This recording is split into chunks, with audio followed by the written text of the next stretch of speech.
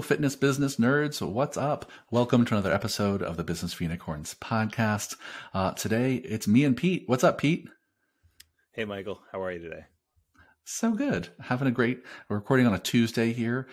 Starting to feel like fall in my neck of the woods, seeing pumpkin shit everywhere, and I'm not mad about it. So I'm feeling great. Also excited because we decided to kind of do a new little mini series of our conversations together between Pete and me. This is going to be like a best of series. This is a thing we'll pop up once in a while. We wanted to share kind of the best of certain things. And today, what I'm going to start with, if you're cool with this, Pete, is start with the best of leadership advice. So what is the best advice on leadership that we ever got? There's really no wrong answer here. And then in future episodes, we'll do best of other kinds of advice, best of certain topics and tools. And so I love this as a way of just kind of framing up some of the best thinking we have on certain topics. And so let's start with leadership advice. Do you want to go first? Or do you want me to take a swing at it? Let me go first because talking leadership with you is a little intimidating. So if I get to go first, then I won't be insecure about my answer. How's that work? Great. Love it. And then you can go first on the day that we do best piece of advice for running a performance training facility. And fantastic. We'll just play that game. Can I give a best piece of advice for swinging a baseball bat? Yeah, exactly. I got nothing. But before we go on, I want to touch the pumpkin piece you said, because I'm not usually a big pumpkin person. But my son Colin has a new obsession, which I'm on board with. The pumpkin waffles from Trader Joe's are next level. They're not even breakfast; they're dessert.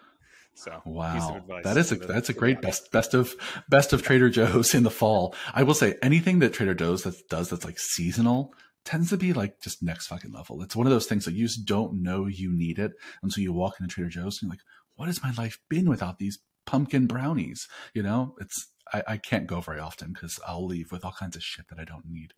But I toasted them 2 mornings ago, and Katie walked into the kitchen and she goes, "Are you making pumpkin bread?" I said, "No, Katie. I made the waffles that you bought this weekend, and yes, they smell that good."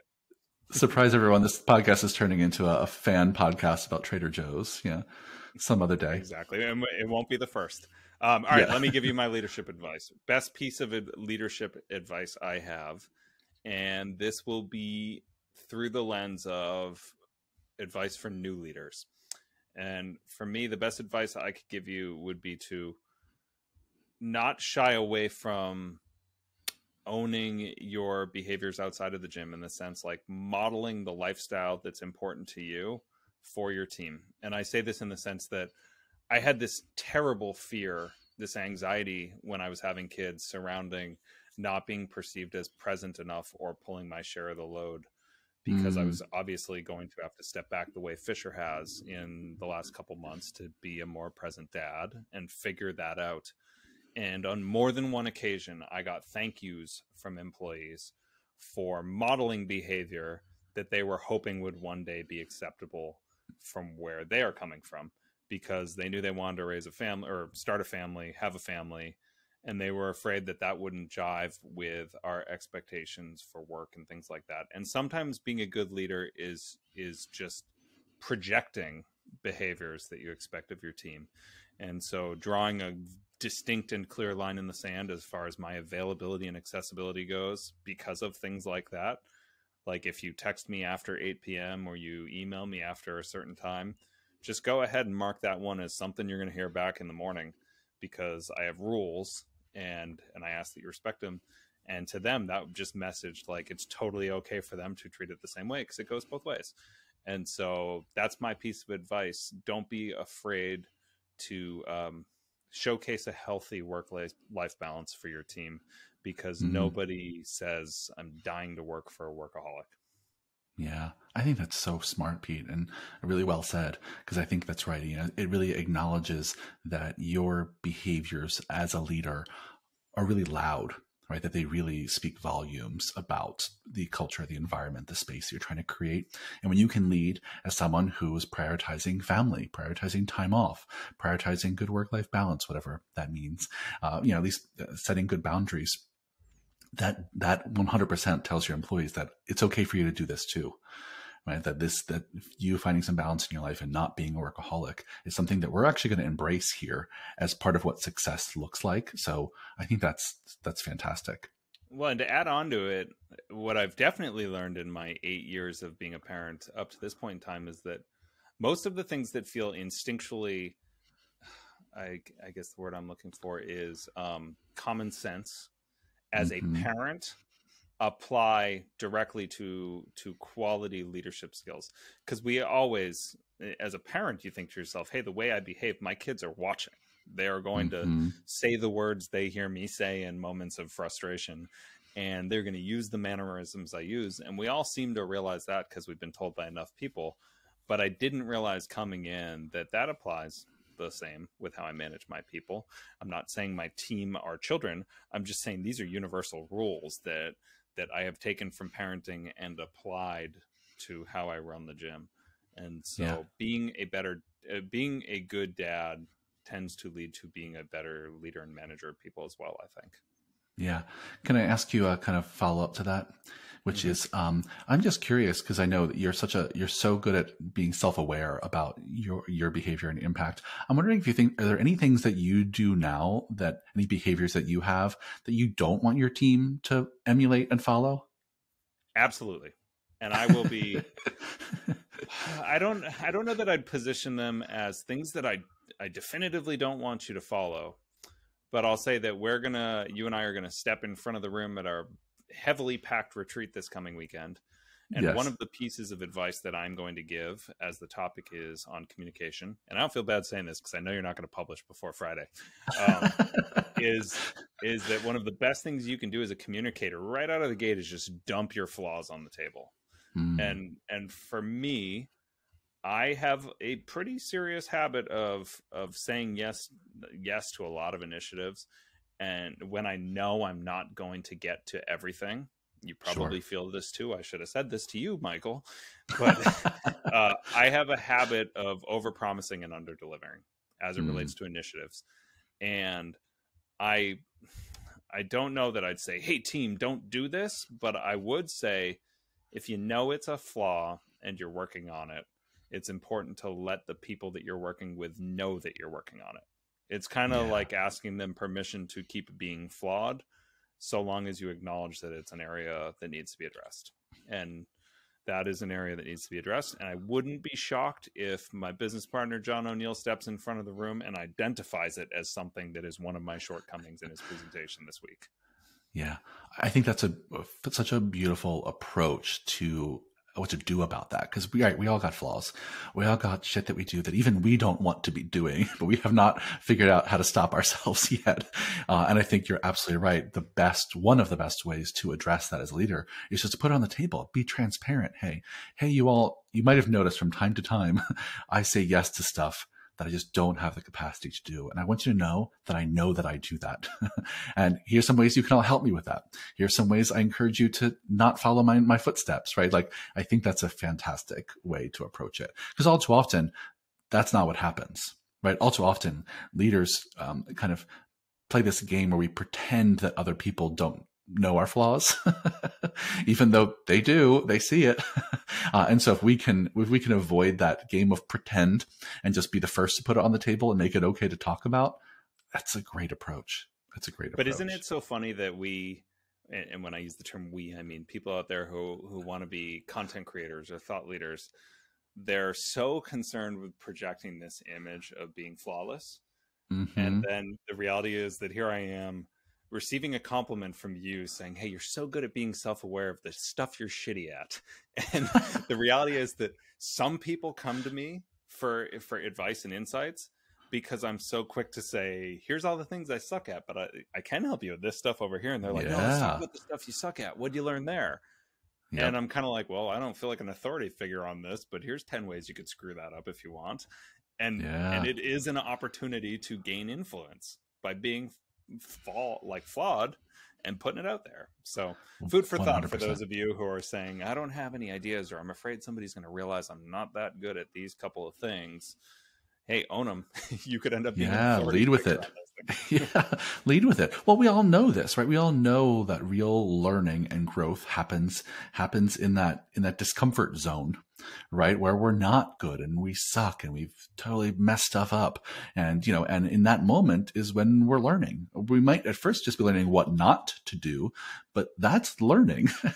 And so I think so much of our learning happens in that place where we fell flat on our face, and it might be comfortable or fun to talk about, but that's where like some of the gold is. And that's exactly what you're doing, is saying like, yeah, there's plenty of stuff I figured out. And there's even more stuff I have not figured out, but let me tell you what I've tried. Like, yeah, that's what makes you so great as a leader and a mentor. Yeah, I've always said I want to write a book called 100 Ways Not to Run Your Small Business, and just publish on all those things that are getting messed up along the way and then fixed.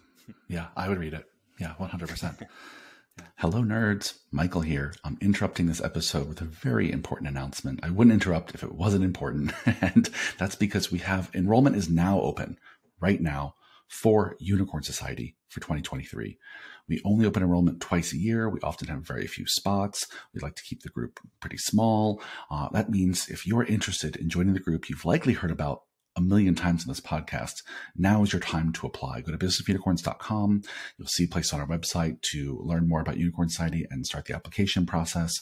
And here's the thing, is if you apply now before November 6th, you'll save a lot of money with our early bird rate, and so save the money now. In addition to saving the money, we'll also let you start right away. So if you apply before November 6th and you get accepted, we'll let you have the rest of the month of November and December free, so you don't start paying your dues until January. So that's pretty badass. Not only can you save money in an early bird period, but you can also get like maybe a month and a half free. That's pretty amazing. It's a great deal if I say so myself. If you have any questions about Unicorn Society, don't know if it's the right fit for you, talk to us anyway, or email us, michael@businessofunicorns.com, mark@businessofunicorns.com, ben@businessofunicorns.com, pete@businessofunicorns.com. Just email any of us. We're here to talk to you. But mark your calendar. November 6th, early bird ends. So get in there, my friends. Back to the episode. Yeah. All right. I guess my turn. So my best piece of leadership advice probably was, came from a colleague of mine in my 20s when I was working in hotels. And one of the things, I'm paraphrasing here, that she really instilled in me that I thought was some of just the best advice that changed my understanding of what it meant to be a manager and a leader was, she said something to the effect of, as a leader, you have to care as much about the person as you do about the employee. And, I think it's a concept I think I've talked about a lot on this podcast in one way, shape, or form. And certainly now, sitting here in my 40s, it's like, well, yeah, of course, duh. But as a 20-year-old manager, that was not clear to me at all. I mean, my early approach to managing and leading people was just hit the metrics, get the shit done, have the meeting, make it efficient. It was never on my radar to care about the person, like to make a friend, right? In many cases, like, even in the 90s and early 2000s, right, it was very common to have that attitude of like, we're at work to do work. Like, leave yourself at the door, right? I'm only interested in you getting your shit done, pulling your own weight, getting the work done you said you're going to do. And as a manager, my first, bunch of years, that's all I cared about. As long as you're doing your work, I didn't care if you were happy at home or enjoyed it, I just never was on my radar to care about that shit. And obviously, it was a sign of the times in some ways, a sign of my immaturity in other ways. And I learned it through trial and error by trying to lead that way with people who, one of the time I learned this was when I was in Hawaii. And it was also, I was in the context of a culture in Hawaii where I was on a very small island in Hawaii, and everyone knew everyone. So me having a meeting where we didn't first talk about how are your kids doing, what everyone do this weekend, what birthday parties are coming up, who's got a barbecue, right? By me not doing that in that cultural context was also like, you're a jerk. Why aren't you talking to me as a person before you talk to me as the worker? And I learned it the hard way by not getting that right for a while. And then when I got it right, I was like, oh, damn, this unlocks so much in management and leadership by really treating the person as a person first. Now there's not a meeting I don't have where we don't start with like, how's your day? How's your week? How's your life? How are you feeling? What's your context? And also state the obvious, over the last 20 years since I first started managing, that's also become more expected in the workplace. Right now, this generation, of workers entering the workforce, they are expecting to be able to bring, quote, their whole selves to work and work with managers and people who embrace them and all of their complexities and their personal lives in many cases. And there are pros and cons to this, and maybe that's fodder for another podcast. But I think that advice, just on its surface, changed the lens with which I thought about like my relationship to the people I led and managed. Yeah, to build off of that, because it's brilliant, don't let it be just a box that you check. So if you treat it as kind of formulaic in nature, aka you only do this during the first 5 minutes of meetings, they can sniff out the insincerity in that. So this isn't something that just happens at the front end of one-on-ones. You need to be treating these dynamics or handling these dynamics with care all the time. And I'd also suggest that you be prepared to pivot in the circumstance that somebody chooses to unload on you a little bit and say, you know what, forget the temperature check of our to-do list. Let's get into that. I'm here to talk about it. It's clear that you're willing to put it out there. Forget work. Let's talk through this because it's obviously hanging on you. Now, I'm not saying we're all life coaches, but we all have the capacity to be friends. And I understand that, yes, we're not here to be everyone's friend. Sometimes you got to be the boss, but I have never had an employee leave and say, you were just too nice to me. It made me uncomfortable.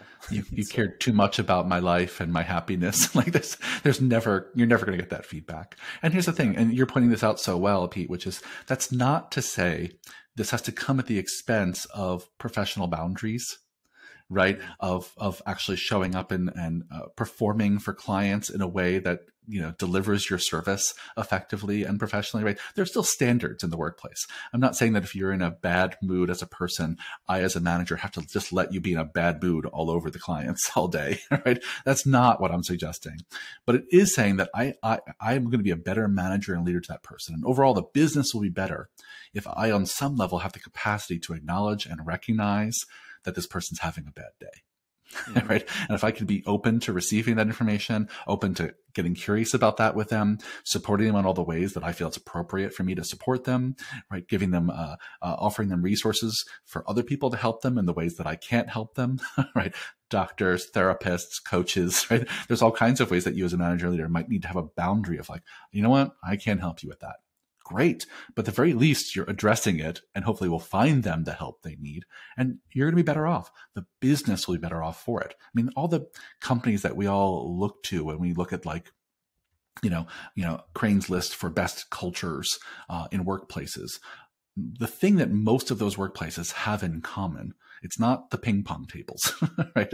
It's not the great health benefits. Those things are help, but it's the sense that people feel comfortable. It's a safe environment at work for them to be themselves, especially with the people that manage them. So I think that's the thing that I think is just non-negotiable these days. I think there's no going back, and why would we want to, frankly, to the world in which you check yourself at the door and you only bring your professional self to work.